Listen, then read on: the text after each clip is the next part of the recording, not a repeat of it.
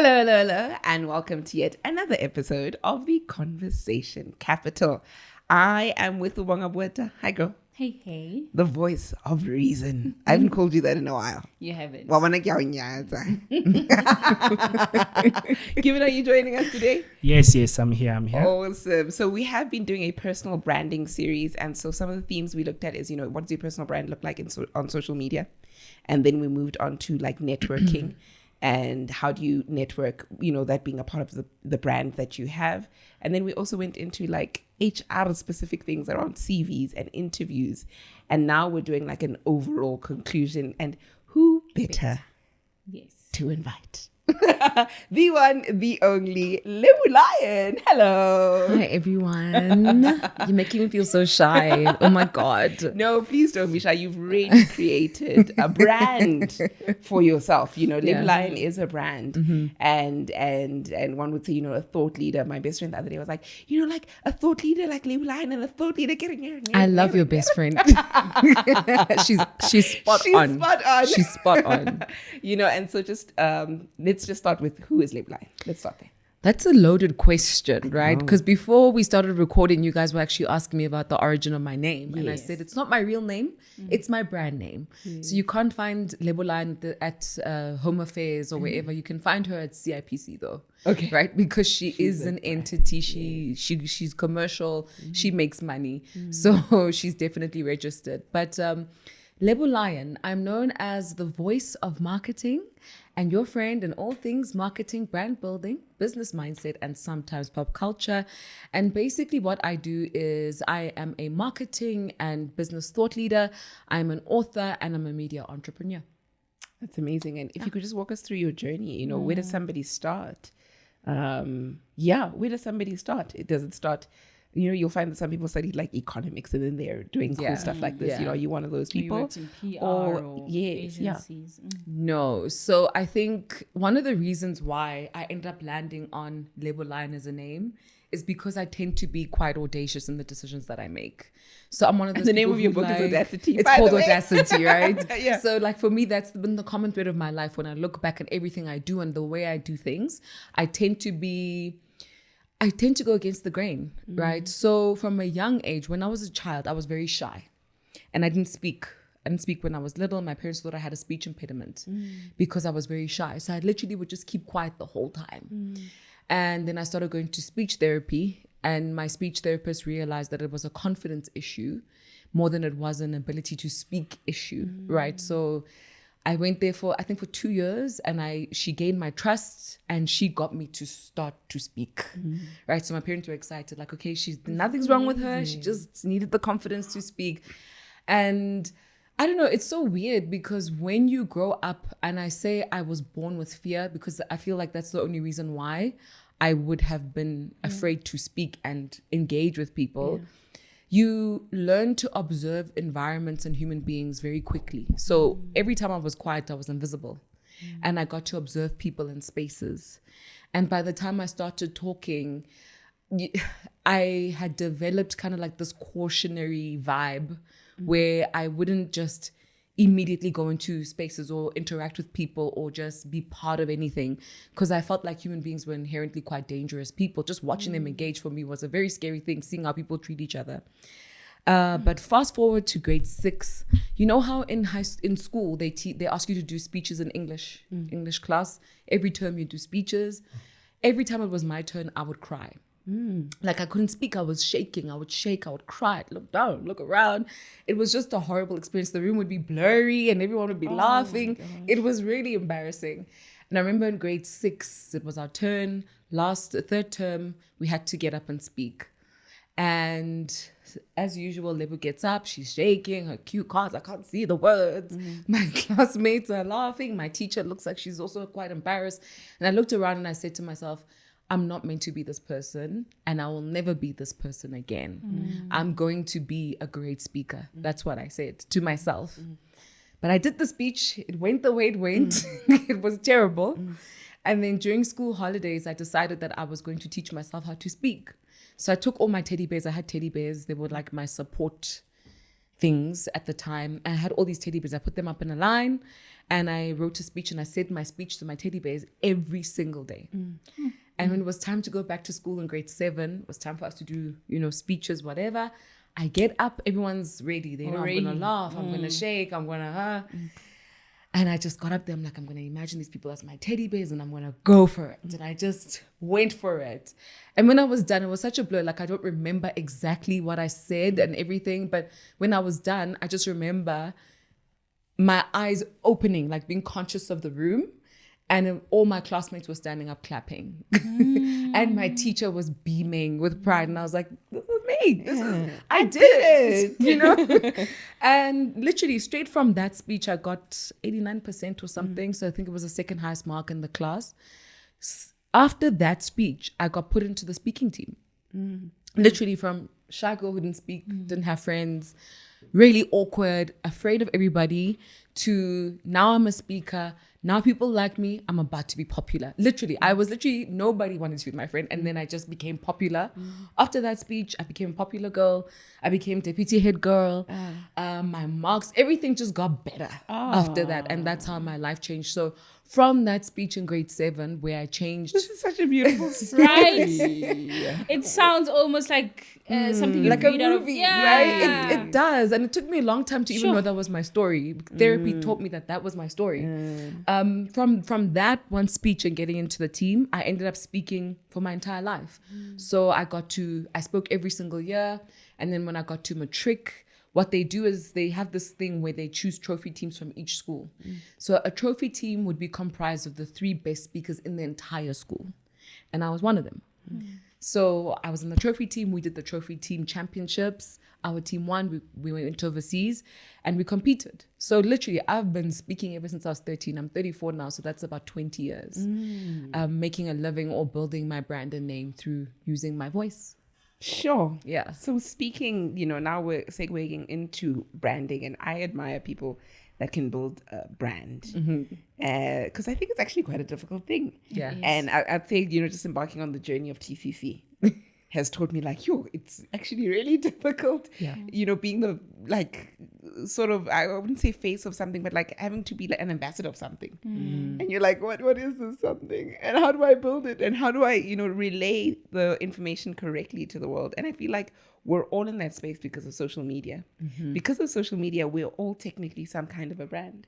You'll find that the persona people put up on social media and who they genuinely, or who they are offline or whatever, are usually quite different. And I don't think that's necessarily a bad thing, because sometimes social media can be used to build a brand, but it doesn't necessarily speak to 100%, who you are, or, just moving into that. What is a brand? How does somebody build it? And what is a brand? So many questions. So firstly, I think people need to know that your social media is not a personal brand, right? I think a lot of people think that by virtue of having a social media handle, they have a brand. And that's not the case. We are all born with a personal brand. We all have one inherently within us. But some of us will have that impetus that drives us to unearth it in our lifetime, and some of us won't. And those are the people who end up becoming the greats, or the people who end up being seen and spoken about and building big things. They're the ones who have that impetus that allows them to unearth their personal brand. So mine was, I never want to be this again, right? And I'm going to be this, and I did it. But somebody else could have just become super shy and unalived themselves, right? Or just completely become a wallflower and never become anything else in their lives. So I chose to follow that impetus that said, I'm better than this. But not everybody listens to that voice within them, so that they don't unearth their personal brand, right? And it's different to an identity. Your personal brand is your commercial DNA. It's the parts of you that you can use to tap into opportunities, right? That's your personal brand. It's productive. It has value. Not everything about you is productive or valuable to the market. And it doesn't have to be. You're a human being, but your personal brand does. Right. And I think that's why people think that your social media handles are your personal brand, and it's not. It's just a tool. It's one of the tools you use to build a personal brand. But people have had personal brands before social media. So clearly there are many tools you can use to build a personal brand. And also, because your personal brand would be the thing that is the most public facing about what you're offering, people mistake the optics for the substance. So because Lebo is wearing a suit and she looks pretty, she is XYZ, right? But the optics are seldom the substance of the thing. It's just the packaging. That's all. But you actually have to open the packet to know what's inside. And a lot of people aren't opening the packets. So the packet would be your inherent skills. The things that you can do that other people can't, or the thing that you do best. That's the substance of your personal brand. And that's actually what helps you grow 90% of your personal brand. The optics, the social media, what you look like, it's only 10%, which means that you don't even really have to touch on those things that much to have a very successful personal brand. And a person who's done this really well is one of my favorite marketing legends. His name is Rory Sutherland. He's from the UK, and he's the creative director at Ogilvy in the UK. This man, I know he's not that aware of what he looks like in terms of like him being conscious about what he wears every single day, or, you know, the color of his, but he's used his intellect, what he has to offer to really a South African. Ogilvy. It's an international company. I didn't know ad that. agency, Because I've done quite a few voiceovers for them. Oh, okay. So I always thought it was like a local. No, it's not. It's okay, not. It's okay. not. So, yeah, he's just been really great at being able to share his thoughts and position himself as one of the greatest minds in marketing, right? And the way he looks is, it's like, it compliments, but it's, you can tell he's not waking up every morning going, I need to do this and I need to. How does he look? You're describing. He looks like a mad scientist, like a chubby little mad scientist. He's so cute. You want to hug him, and you expect him to say some crazy intellectual stuff. Okay. Right, because he doesn't seem to care so much about what he looks like. Yeah. And he's aware that his value is not what he looks like. Yes. That actually creates more substance to what he offers. Yes. So too many of us are generalizing personal branding because we're copying other people. Lebo Lion's not the same as Ursula, is not the same as anybody else. So if all you're doing is looking at somebody's social media pages and you think you can compete with their personal brand, you're going to lose. Because all you're doing is competing with their optics. You're not competing with their personal brand, which is more than just what you are seeing, right? And then that's why you can create strategies on how to commercialize. Because if you really do a deep dive, then we're literally unpacking everything about you that is commercializable. And then we create strategies. What do we want to do with this? What is the long-term effect of this? What are the long-term opportunities that come from this?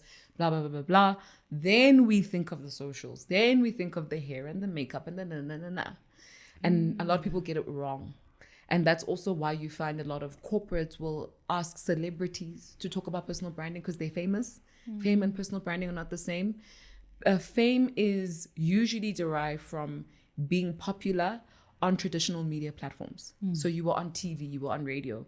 Personal brand, everybody has it. Not everybody's famous. Yes. Right? Your personal brand are your inherent talents and skills that you can commercialize. All of us have that, but not all of us have fame. So just because I have fame, it doesn't mean I have the intellectual capacity or tools to teach other people how to unlock their inherent talents and skills. That makes no sense. So just because a celebrity is famous, it doesn't mean they know anything about personal branding. Just because somebody has 500,000 followers on social media, it doesn't mean they know anything about personal branding. And a lot of the ones who get to those numbers in that way usually get a lot of support from traditional media. So they use the fame that they get in conjunction with their social media to be successful in what they do. But their expertise lies in what they're offering. So let's say my personal brand stems in food. Then I'm an expert in food, not in personal branding. Do you get what I'm trying to say? Yes. And I think too many people do it the other way around, where they're like, this person has followers, this person is famous, personal branding expert. Ganjan. Or even beyond personal branding, I think sometimes people look towards a musician to comment on something political. Yeah. Or, you know, comment on R. Kelly. Yeah. And what's happening with R. Kelly. Like, is this the right person? Yeah, I mean, she's got a great voice. What does that have to do with her ability to, you know, talk about this? And yeah, this is true. There's sometimes the expectation on famous people to dissect certain topics, and it's unrealistic and it doesn't make sense. It does. Yeah, there's often a very bad pairing. But who's supposed to take personal branding seriously? Is a chartered accountant at Deloitte supposed to take personal branding seriously? Everyone is supposed to take personal branding Absolutely. seriously. If you want to live a better life, take personal branding seriously, because you can. We all have it. Why not use it, right? I don't know where the impetus comes from. The impetus just means the drive. Like, I don't know what it is that gives some people that drive to want to unearth it and other people not, right? Obviously, we can speak about things like your environment, how you were raised, your education. Those things can contribute. But there are still people who lived very privileged lives who still haven't tapped into their true potential and who know who they are, right? So clearly there has to be something in your story, something that disgusts you almost about you, that makes you want to tap into what it is that makes you great, that would make you want to love yourself. So for me, being laughed at, not being able to communicate, disgusted me about me. It was enough for me not to play and to write speeches and speak to my teddy bear whilst all the other kids were playing. Do you get what I'm trying to say? The impetus is that deep, because I think a lot of people think that things need to come easy. But most valuable things don't come easily, to be honest, right? It's just the nature of evolving as an individual. You get to decide how far you want to take your life. And it's literally up to you. And just to add on to the importance of personal branding for all of us, I think it can fuel wherever you want to go in whatever context. For example, you are a chartered accountant at Deloitte. Perhaps you want to make partner. The personal branding is what is going to define you to be a standout candidate. So you're not doing personal branding to be famous or popular or an influencer, but you're doing it to put yourself forward for particular things within that particular context. You're differentiating yourself, essentially. So you're saying social media is a tool. I'm a chartered accountant. To make partner, I don't need my social media to have accounting numbers. How do I build this brand within, how am I building this brand? Personal brand. Yeah. So that's a very tricky question to answer, simply because you have to use it on a case-by-case basis. We're all different. What makes you great doesn't make somebody else great. Do you get what I'm trying to say? So there's a very big strategy element to personal branding that a lot of people undermine. And I think that's why they'll use social media, because it's the easiest thing to use that kind of helps you see where you might be going. I believe that in the tech-enabled world we live in, all of us need to use our social media platforms to help build our personal brands. It doesn't matter what you do. It doesn't matter which industry you're in. And the reason why this is important is because relevance is becoming a stronger and stronger currency as times go by. So right now, maybe in rooms with CEOs in the mining sector, they may not care that much. But trust me, in the next 10 years, they're going to care. Because the way that corporates are designing experiences, the requirements they have for jobs and participation are going to rest in your holistic brand. Who are you in your entirety? What do you do? Do you cycle? Do you do this? What are the other things that you do? Where are you a superstar? People like to align with people who are achieving. So what social media does is it allows you to amplify the things you're doing while outside of the company you're in. They love to boast about saying, well, at, let's say, Deloitte, we've got the CA who's actually also part of the UN and he's on the stage. So that actually positions you really well to get those opportunities that you want to tap into. So you have to use social media, because social media is probably the cheapest media PR tool that we have at our disposals, right? So every Cheapest other and most accessible. Cheapest. It's got the most reach, so you can reach people all over the world. Yes. And what you're just finding is that because relevancy is becoming more of a currency, people automatically think that social media equals relevance. So even the people who didn't like it before, the CEOs, the CMOs, the older people, whoever didn't like it now is thinking, we want to take our company forward. We want to take it into the future. We need to be relevant. Social media. Literally, those are the weird decisions people are making. They don't have to use it, but a lot of people are.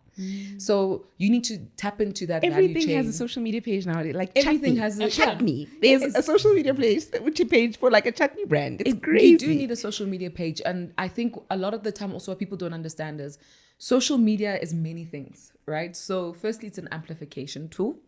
You use it to showcase things, you use it to talk about things, broadcast things. So that's the media element of it. It's like a television, newspaper, whatever. It's an amplification tool. Social media is also a marketplace. So that is where goods and resources are moving and being exchanged, and you can play in that economy. I mean, it's about to become its own economy, literally. Like social media's got that much money moving through it on a daily basis. So if you're business minded and you have a business, you want to be playing in that marketplace. It's got the least barriers to entry. Like there's so many components to it that make it probably one of the most ideal marketplaces to play in, right? So it's an amplification tool, it's a marketplace, and it's a, what's the last one? Because I came up with these things. Social media is also a connection tool. So it's a community tool where you can build a brand. And the reason why I put the brand building with community is because that's essentially what brand becomes. Your brand is the people who galvanize around you, the ideas that you share with them, and the meeting of minds within that whole exchange. So the more people believe in the ideas you're sharing with them in that community, the stronger it becomes, the stronger your brand is, because they understand your POV. Your brand is just your POV. It's what you stand for and the kind of world you want to build by being whatever you stand for. So that's why the community element is everything. You can't have a brand without a community. Who's going to be talking about you? Who's going to be validating you, making you credible if you don't have a community? You're not a brand. Then you're just somebody with a bit of power, maybe money or whatever, networks. But having money and networks doesn't give you necessarily a brand, because you need community, and you need a specific type of community. You need people who are not at the same level as you. That's the makeup of a community. They can't be at the same level as you.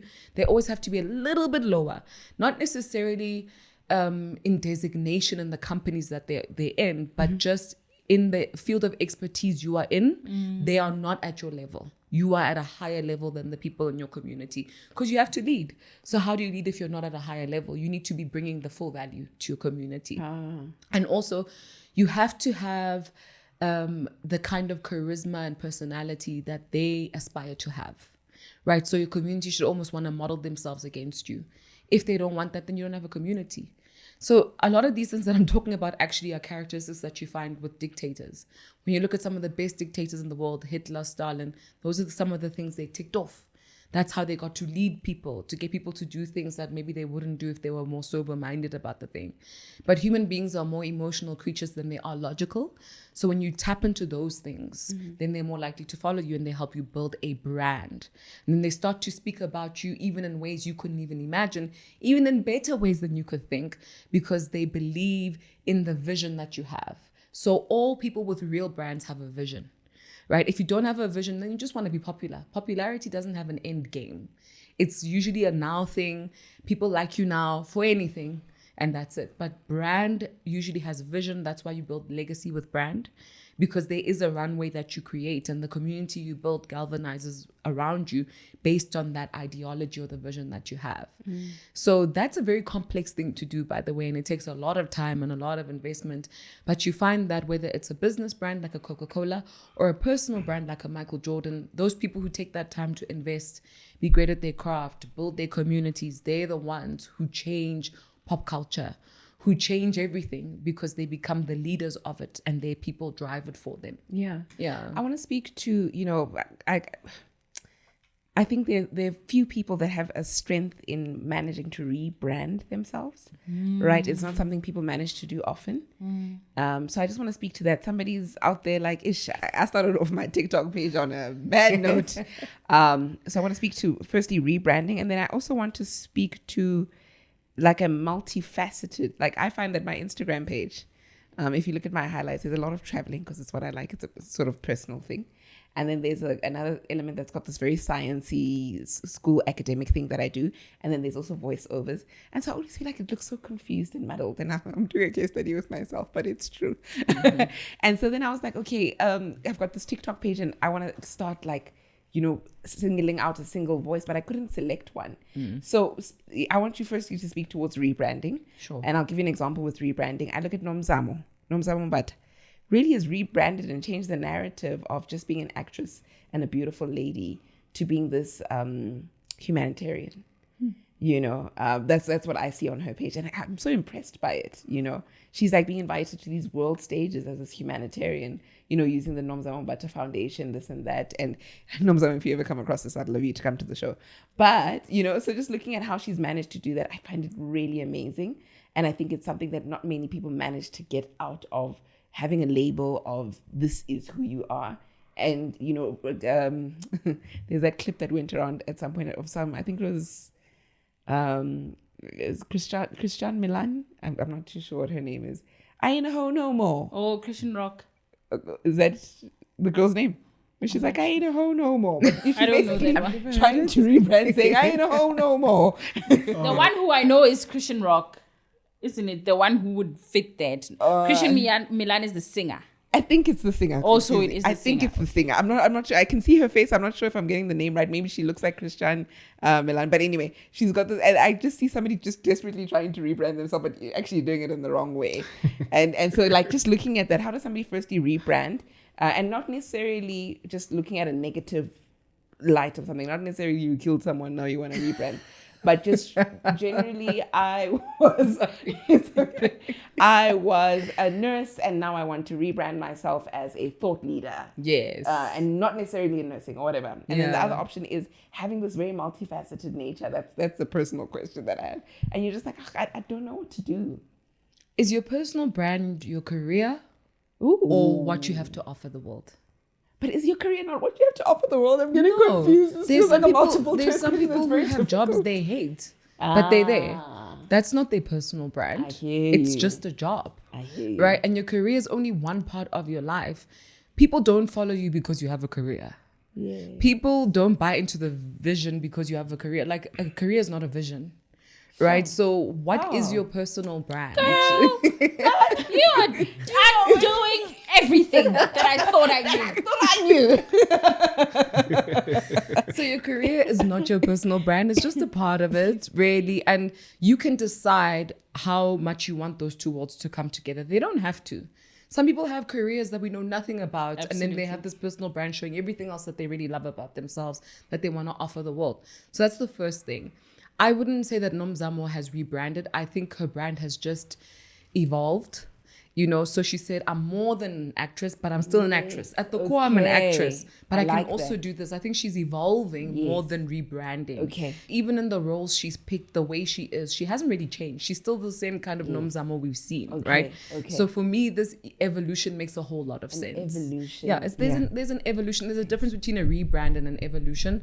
Most of the time, people rebrand when they find that the personal brand that they put out there no longer has the traction or the community support they used to have. And Nomzamo's never lost that, right? So maybe a person who would need a rebrand would be like a Tabo Bester. He might need a rebrand after this whole thing. Or what's that pasta? Jube might need a rebrand. Didn't he rebrand? And Not then destroyed it really. again. Yeah. He did, and then it destroyed again. Yeah. I feel like he was would on need a his rebrand. way. With Yeah, the recent he was case trying to... Or does he have a recent case? of Yeah. grape. Yeah. Yeah. The Grape. lady, the light lady. Can I The give light skin Amanda. Amanda DuPont. Yeah. Yeah. Hey, it's the current affairs young chap. Oh, is there another case? Yes, Okay. yes. So he might need a rebrand. I think a rebrand is you need it the most when people question your credibility. They start to question whether they can even trust you or if you are who you are. That's when a rebrand is needed. Thank you for that. Yeah, but Yes. an evolution happens when you feel like you've outgrown the personal brand you've shown people and you want to do more. Yeah. You're not necessarily throwing away everything you've been. You just want to do more. Yes. You want to bring them into a bigger journey and a bigger story. That's the why you are the specialist that we've called in. Because I see it, I'm like, oh, also a humanitarian. But you're right. It's over and above being an actress. Yes. It's not to say that she's no longer an actress. Exactly. Yes. And if we're going to use social media as the predominant tool to help us communicate our evolution or our rebrand, then we have to ask ourselves, what are we trying to do? So am I trying to rebrand or evolve, firstly? Then what do I want to get out of this? Do I want to make money? Do I want people to trust me? Do I want to get networks? What am I trying to get out of it? Because what people don't realize is the content you post on your social media page will directly influence the results you get from how you show up with your personal brand. So for someone like me, numbers don't really matter to me. Right. And I know people will say, oh, but look, you need numbers because no, you don't. I've been making money from my personal brand since I had 100 followers on Twitter 7 years ago. Yes. Right. So for me, the numbers actually I learned quickly that numbers don't actually matter that much unless you're building popularity. But if you're building influence, through using your personal brand, which is what I'm doing, then what I need to see an almost equal rise in people being able to buy from me, respond to my call to actions, the leads I get from every single post, in relation to what I'm posting, how many followers I have. It means nothing to me to have 1 million followers if I get 1 email a day. To me, that's senseless. I make all my money from everything I post online, basically. Yes. So I get all my business leads from posting on social media. Yes. I don't run ads. I don't do anything else. I don't have billboards. All the clients I've ever had come from my podcast, my Instagram post, my TikTok post, my LinkedIn post. Every single day I get at least 10 emails. Yes. And then by the end of the week, I have to have at least closed a couple of sales. And each of those sales are different tiers. So some of them is like executives for strategy. That's a big check. That's like a check that can sustain you for 5 months. And you get the smaller check. It's like maybe, let's say, a 20K Instagram post. Yeah. That one, you get that one. Then you get a podcast partnership. So you need those kinds of, that's how I measure my personal brand. But that's why also on my social media pages, it's usually very professional looking. So you don't get to see a lot of my personal life, the things I like. I'm not interested in showing that. And some people can say it's rigid, but my top clients are the high earners, the CEOs, the CFOs. They're not interested really in what I like to drink or where I like to go, because they have to trust my strategic input when I come to their offices. They're hiring me from social media. They've never met me before. They don't have anyone vetting me. They just saw my post and thought, I think I can trust her. So if I show too much of my personal life, I become too normal. Do you get what I'm trying to say? But if I was just trying to be popular on social media, get all the numbers, I can definitely change my content. I can look cuter, show my holidays. I know that stuff is clickbait, the things I do. My lifestyle is very clickbait, but it doesn't make me money. And it doesn't get me the professional respect I'm seeking and growing and building. So I don't need to show the fun stuff. It's not worth it, right? And then there's some people who have to have a job and do social media. I don't. Like everything I've built purely from my platforms. So Mark Zuckerberg, I'm done. Luckily it's for just me, one, but one of many. Yeah, no, even if he did, it would be okay now because I've built enough of a name for myself that I've got a nice offline runway. Because remember, these are real people. So you go to their real companies, they get to really know you. And then after that, using it's a no not longer real social place media. to work for you in a real place. Exactly. But remember, it is a real place. It's a marketplace. What is the JSE? Can you touch it? Can you hold it? No, but it's a marketplace. Same with social media. Yeah. You just have to understand how it's built, what it's structured like, so you can get what you want out of it. If I was an entertainer, I would definitely be chasing numbers, because in that space, you get paid for the amount, the size of your community, right? Brands equate the size of your community with the size of your influence, which is not true, but that's what they do. So the more numbers you have for your comedian, makeup, whatever, good for you. You're going to make money. You're going to get brands to buy into you. But I'm a thought leader. People will work with me because I come across trustworthy. They'll say, we need her in the room because she seems smart. Even if it's a brand, like a makeup brand, who want to invite me to an event. They don't invite me like I'm a typical influencer. They invited me to say, we want to have substantial women also attending. panel, Which substantial women do we get? Even if I'm just attending, like I'm also going to be there. They're going to do my feet. But it's just it's like the difference between inviting Michelle Obama versus inviting Beyonce. They're both powerful, but what they add to the party is very different. Yeah. So Lebo is the one you're going to bring to speak to maybe the people in charge. She's going to give credibility, because if she's with Mac, then some people go, oh, maybe Mac is not just for influencers, who are going on holidays and they don't have responsibilities. Maybe there's more substance to the brand. So I understand my brand equity and my texture, which is why I'm not going to lose my mind trying to be popular for no reason. If someone's going to follow me, they're going to take what I give. And if they don't want it, that's okay. My brand is not to please them in that way. My brand, I'm literally seeking a community of people who want to think, who are building something substantial in their lives, want to be better people, and are going to become future leaders. That is my thing, or are currently the leaders. That is who I want my audience to be. How do you get to a place where you're establishing this? It's the audacity. Yeah. So I've always been intellectual, right? So everything, when I started online, it was all about marketing. I didn't do anything else. And I've always just kept at it I do have other talents and skills, but I've always found more pleasure in sharing the intellectual stuff.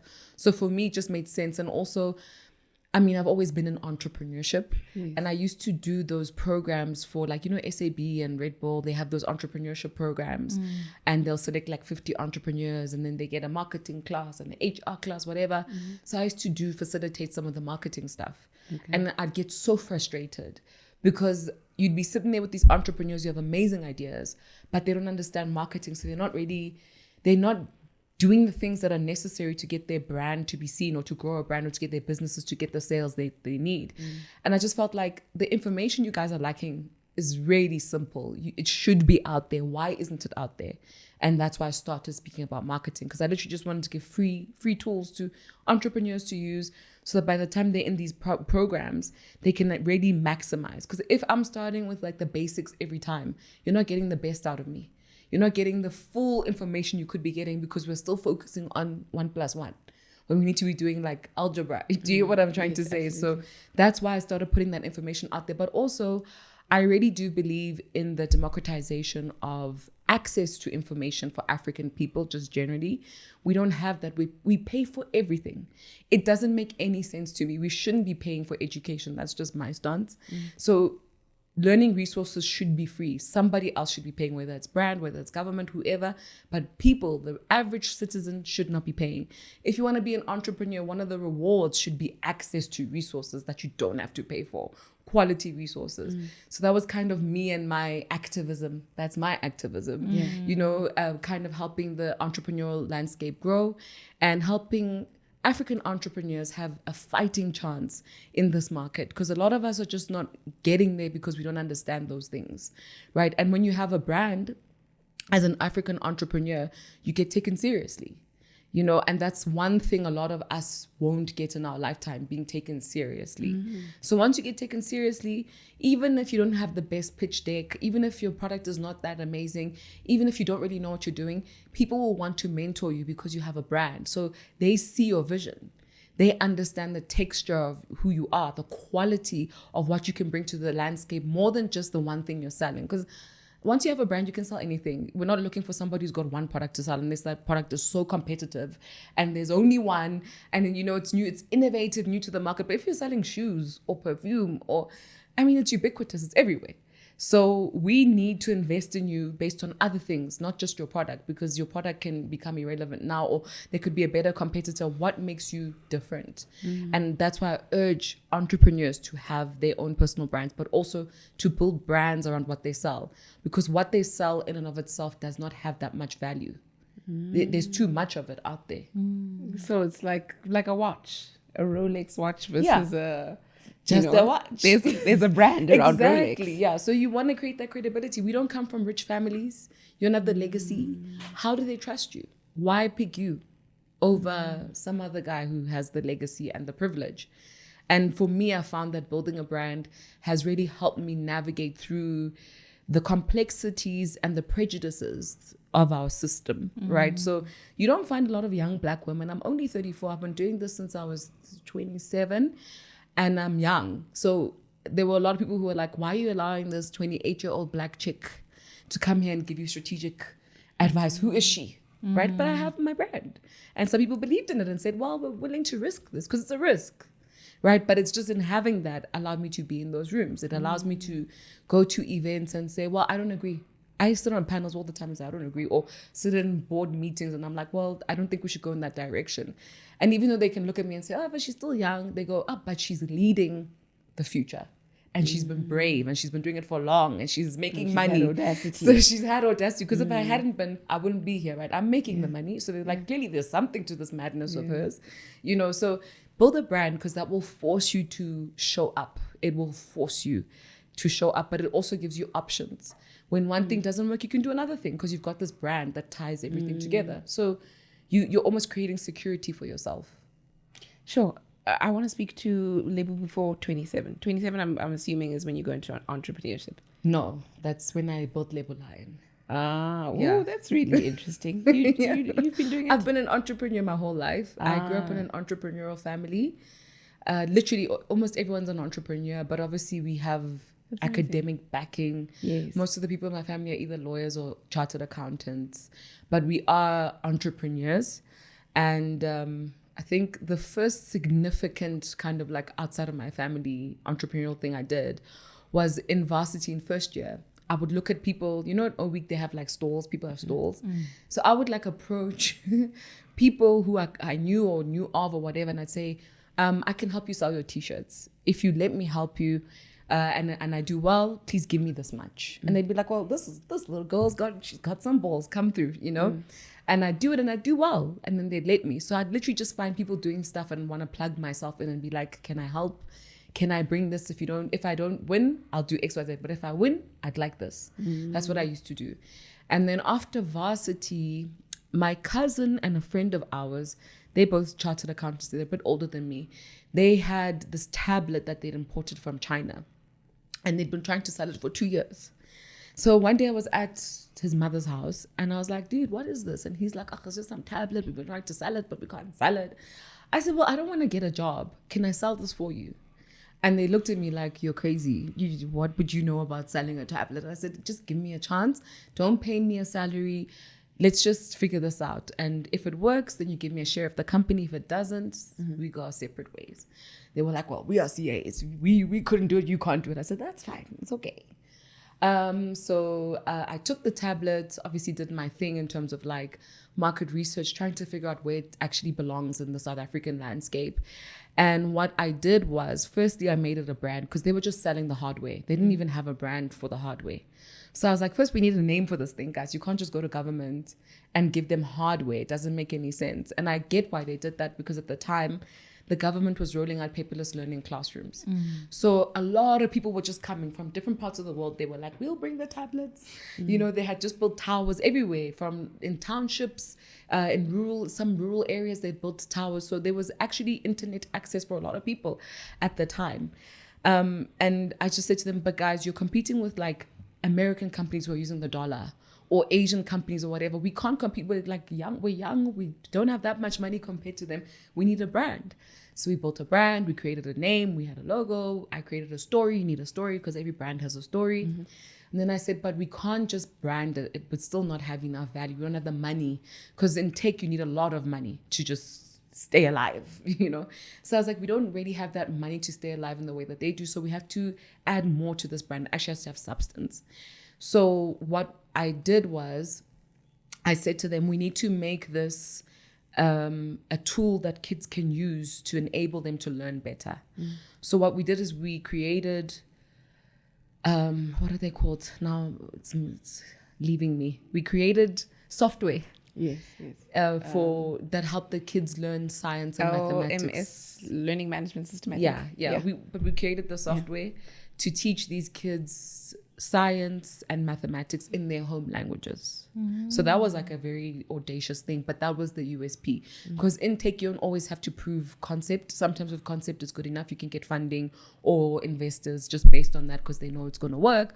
So we created that, and we were very young, so we literally had to do other things to raise money to keep the business running, but we did that anyway.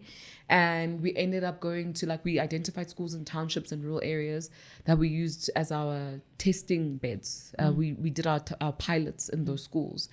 And it went really well, actually. And we got a lot of mileage. We got corporates coming to us. We were pitching to government. We were pitching to CEOs. We were really starting to be known and seen now, because we're these young Black kids. We're bringing value. Everyone else was just bringing either hardware or money, not even software. So we were the only ones at the time who had even thought about adding an extra value add to the thing. So we started to be seen, and then we started to get some real investment. And that's where things went wrong, because I love building things. So for me, lifestyle is not my goal. It can't be. I'm too young. After 40, I'll have a lifestyle goal. But for now, it's a building goal. I love to build. I love to learn. And when we started getting a bit of money in, the boys were like, yeah, Diamond Walk, Louis Vuitton, all these things. And I was like, we need to reinvest, my friends. We can't be living lifestyles. We just had a clash in that. And also there was the patriarchy thing, where they were like, okay, now that you've made it a brand, now people like it, we will go to the meetings, you can stay at the office. And I was like, but I built this. I know the story. You guys don't even know how to coach you on it. I need to be in those rooms. So there was just that, like, it deteriorated. There was no respect because they felt like we are men. We have a company that people like. And I was like, but I built it. I'm big, you're small. I'm right, you're They wrong. were 3 years older than me. They're not that much older than me. Like, it was wild to me, like, how guys, and we're family, and like, you decide to take this approach once you get a little bit of success. This makes no sense to me. So yeah, we ended up dissolving the company when I was 26, and then I had a bit of money, and I was like, what do I do next? And then I'd go to like all these like random events where there'd be entrepreneurs and like young people. And every time I chill with people, they'd be like, oh, every time you talk about marketing and business, like you give us a new perspective, you should really start a podcast. And I was like, I don't want to start a podcast. And I was always networking. So I met this other person who said to me, Lebs, you should really go to Midem. So Midem is this festival that happens in Cannes. You know, the Cannes Festival, Film Festival. So it happens there the week before the Cannes Film Festival. And it's for people in marketing and entertainment. So everyone from Facebook, Twitter, everyone comes from tech companies, from record labels, from TV channels, broadcasting, whatever, they all come. They were like, you should go, like, get to know people. And I was like, okay, you know what, let me go. I had the money too. So I booked a ticket. I didn't have invites to anything because nobody knew me at the time in the entertainment and marketing space. I was only known in the tech space. So I went and I was like, when I get there, I'm just going to hustle my way into parties. I don't know how. I know 2 people who are going to be there. I'm going to find my way. So I got there and yeah, I found my way around. And the one day I was in my hotel room and I was really bored. So I thought, okay, let me just record this podcast thing that I've been told to do because I've got nothing else to do right now.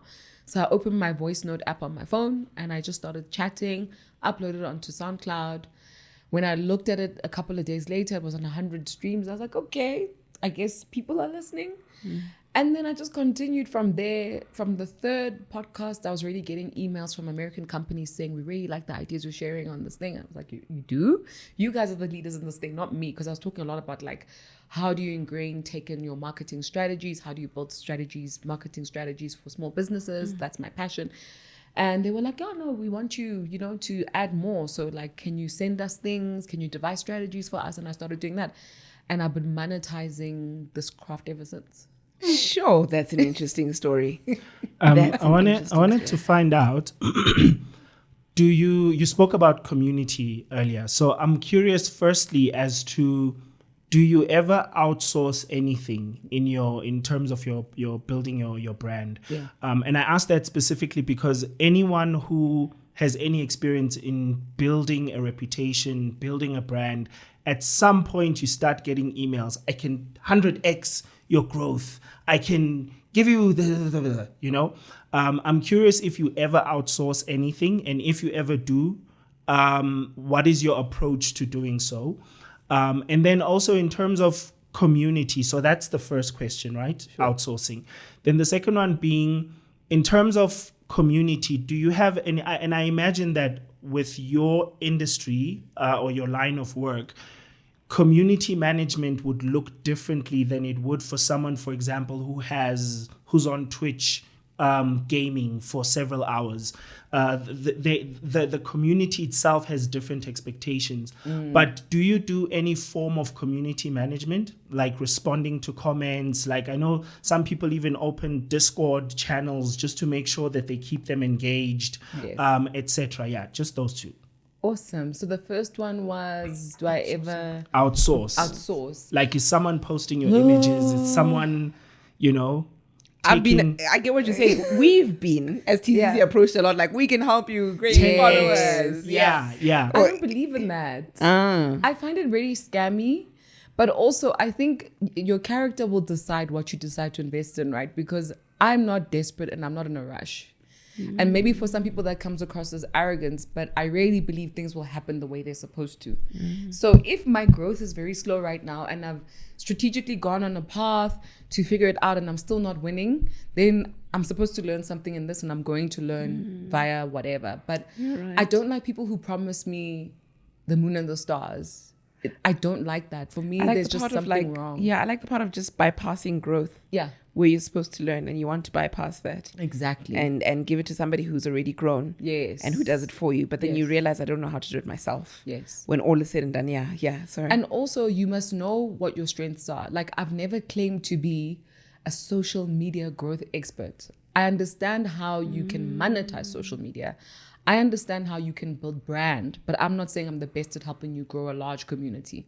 I can't purport to say that I'm the best at doing that, right? But honestly, I probably could if you were a dancer or something that's easy to do, like a dancer, cook. Those things are easy because the content is already viral, the runway's been created, and that's what people don't understand. So if you are influencing in an industry that doesn't have a lot of runway or infrastructure or investment, you're going to be starting from the pits. Like when I started with marketing, I mean this with all respect, nobody in South Africa was talking about it. So when I was talking about it, people were like, you're irrelevant, nobody cares, right? And the only thing that kept me going was the American companies who were like, no, but we like this, right? But here people were like, no, this is so uncool. Even some of my favorite marketers at the time, they would never put marketer in their bio. All they'd ever do is put entrepreneur because they wanted the respect. And there was no respect in saying you're a marketer in South Africa.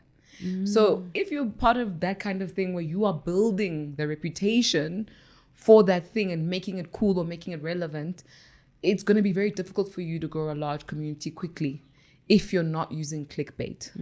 It will be very difficult. If you want to do it the right way or the long way, it's going to take some time. But if you're in an industry that's already established, people like the thing, you're not teaching them what it is, you're not telling them how to use it, then you should be able to grow very quickly. You should be able to open a page about food today and get to 100K followers on Instagram in the next 18 months. You should be able to, because the runway is there. Everything's there. Why wouldn't you be able to?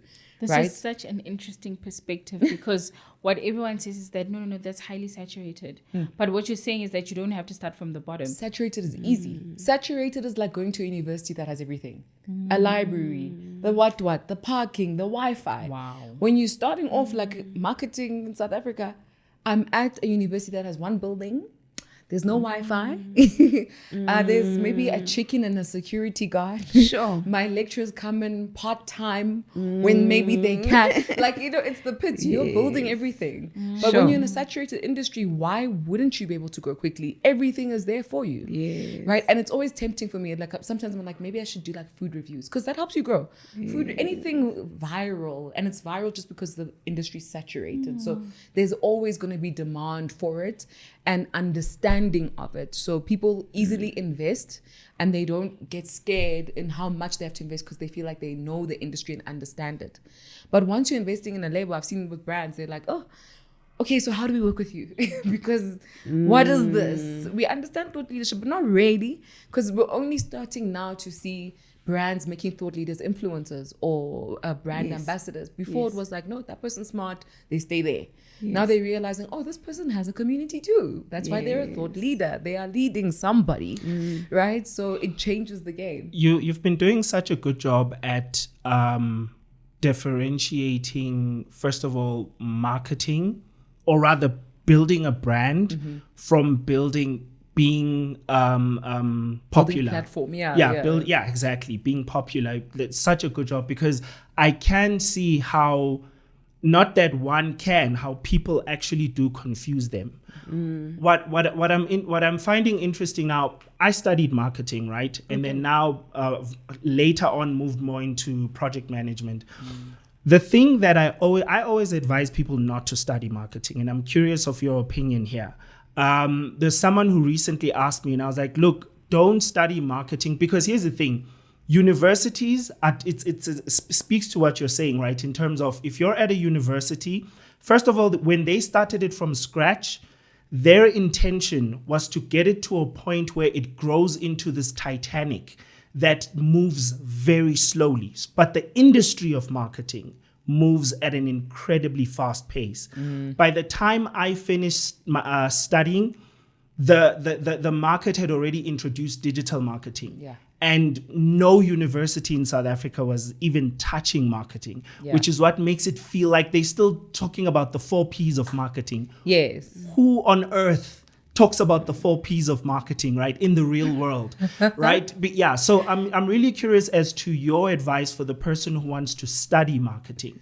And I know there's platforms like Google does free courses, Facebook itself, but what are your thoughts on it? That's such a great question. No one's ever asked me that question. I like it, fellow marketer. Anyway, so, honestly, I think we'd be coming from a privileged place if we said to people, don't study marketing. The issue is that people think that the trends are marketing, and they think pop culture is marketing. And it's just one of the things we work with. It's one of the systems we play in. But I still teach the 7 P's of marketing to this day, the marketing mix, because what a lot of people don't understand about marketing is that firstly, it's highly strategic. Yes. So your degree is supposed to give you the tools, the strategic tools to be able to navigate anything in marketing and make it have value or make it work. Interesting. Right? So you're not there to learn digital marketing. You're there to learn how to build, brand, let's say, or how to find your customers' needs, right? And you should be able to do that with any product or service, right? So it's not specific to a product or service. It's just the strategic thinking behind it and the tools. That's what your marketing degree is for. And I know people are going to be very upset with me saying this, but I don't think a lot of people were actually listening in the marketing lectures, because what you find in the real world is one of the reasons why we're behind is because the people who have the degrees and who are in these spaces don't know how to use what they've been taught. So they're in this place where if you're not careful in marketing, you can make a lot of things up. Yeah. It's very easy to seem like you're doing something, and then you do an event, you put an influencer, boom, we're successful. That time behind the scenes, you're looking at the books, it's not working, right? Because there's strategy, there's the ROI, there's the business of it. And a lot of us are not intellectuals in our marketing. So I actually think that very smart people should be studying marketing, not people who want to coast. Because the reality is the actual work, and it's been made to seem like it's a coasting thing. Exactly. They do it all the time. I mean, I remember speaking at one event, and a marketer created this event, and he said when he came up on stage, it was so embarrassing. He's like, "Yeah, I guess I have Lebo, like really great people on the panel," and then he goes, "Yeah, I know a lot of us, like myself, studied marketing because it was the easiest thing to do." And then he laughs, and everyone in the room is like, "We're all marketers, dude. This is not funny. Say that. Like, how do you say that? And you claim to be about marketing. You're not. You're just an opportunist."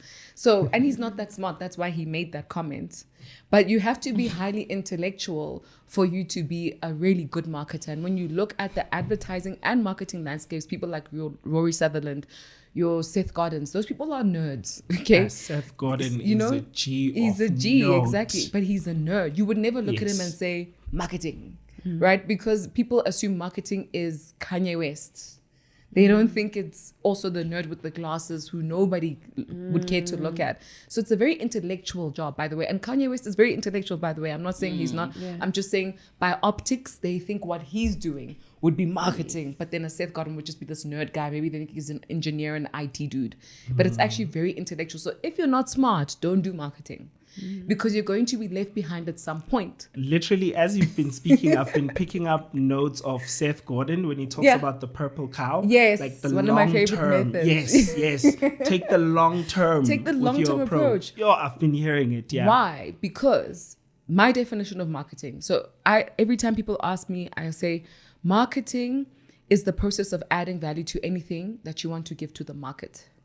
So if you think about what value creation is, you cannot be stupid if you're going to be somebody who's responsible for that.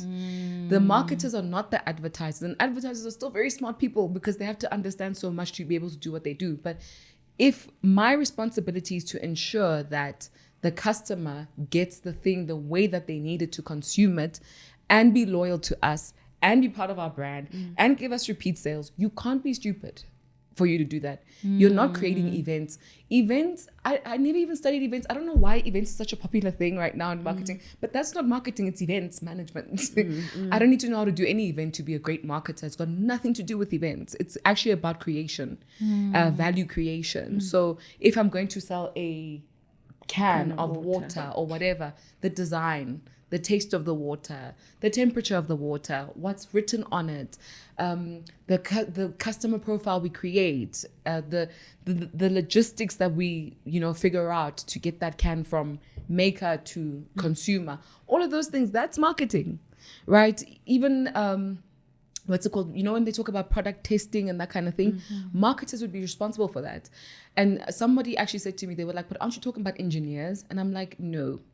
Engineers are the ones who do the things marketers brief them to do. Yes. So we say our customer needs a blue bubble gum that pops every time they do whatever because that makes them love it.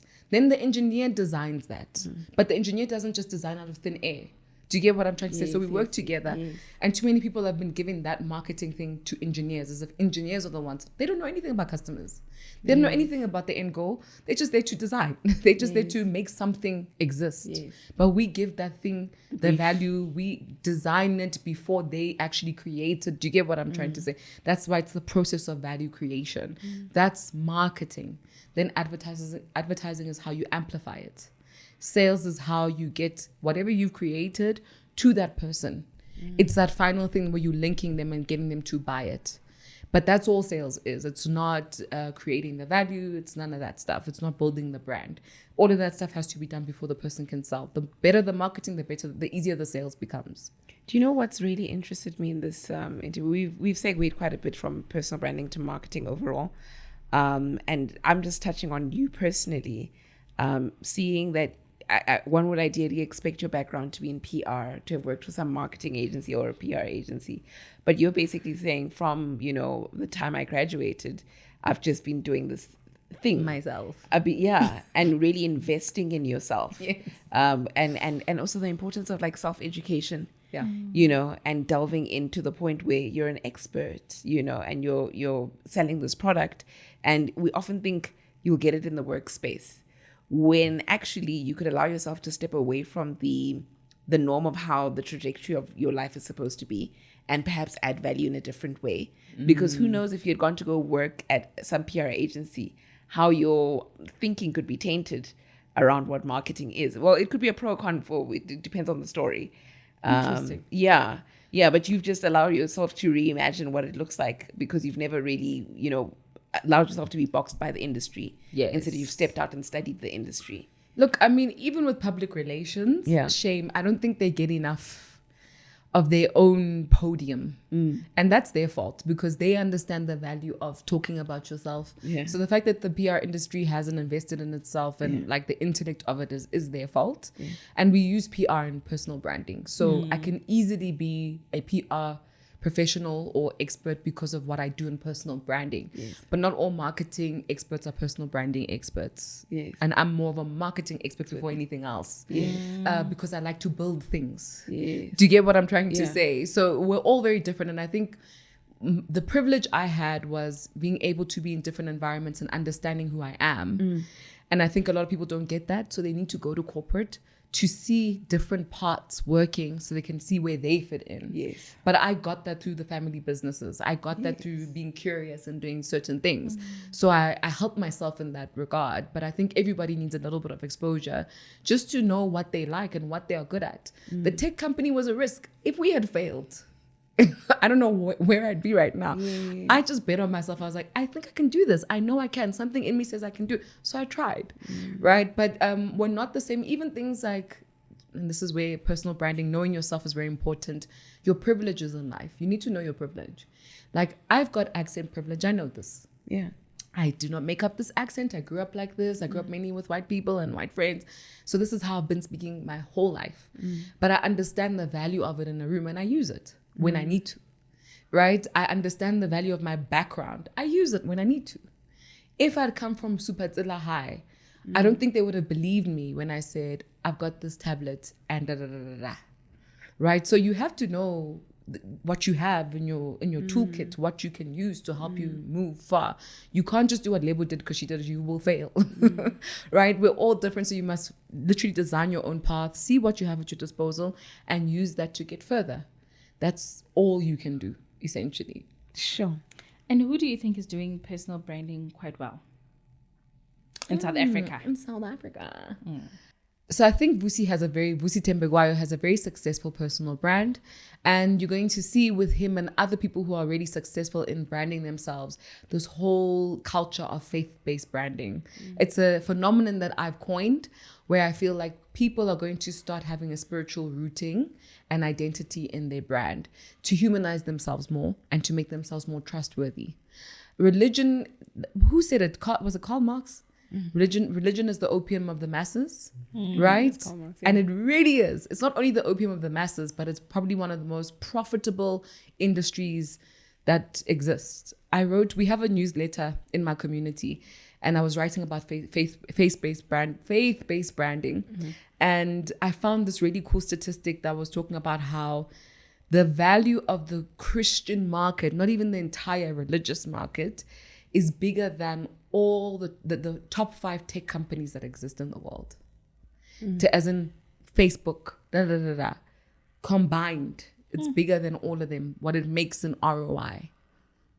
That's big. So if you really want to make money, that's the industry you should be investing in. And people don't want to think of it that way because like, oh, God. But God has nothing to do with a church or a book or a t-shirt or a song. Gospel music is not God. It's just Christian music. And there's a difference to that. So yeah, it's a very lucrative industry and everyone wants the money. So they're going to be It makes me sad. That's why I don't want to comment much on this because I'm one of those like be a Christian because it's the right thing to do, whatever, love God for. But I can't take away from the fact that some people have really tapped into the market industry of Christianity. Which is sad that they're doing that. But that's what it is. Yes, and also the people that step out and are honest about it are rejected and hard. There's this American gospel artist, Jonathan. No, don't say McDonald. No. There's another guy. There's another guy who basically left Christianity and he was a white guy? No, black guy. Majors. Christian. I could be wrong with Jonathan, but something with a J.